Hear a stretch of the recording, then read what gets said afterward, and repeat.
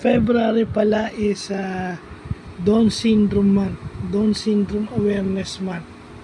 So, sa mga PWD officers and persons with disabilities alike, ito palang buong buwan ng Pebrero Down Syndrome Month. So, ito para sa mga kapatid nating PWD na may Down Syndrome. Kung hindi nyo na itatanong, ako sumali sa mga taong may Down Syndrome. Naging kaklase ko sila para lang matuto ko magsulat. So alam ko kung gaano kahirap.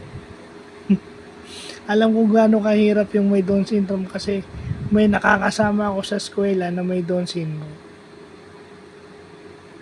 Very affectionate, very friendly.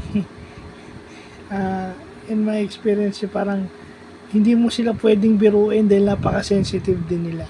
So yun, nakita ko lang sa memories ko na today, yung buong month ng February o yung Love Month is National Down Syndrome Awareness Month. So, Love Month, dapat magpakita naman tayo ng amor dun sa mga kapatid nating may Down Syndrome. Imbis na lagi nating tinutuya. So, yun lang po.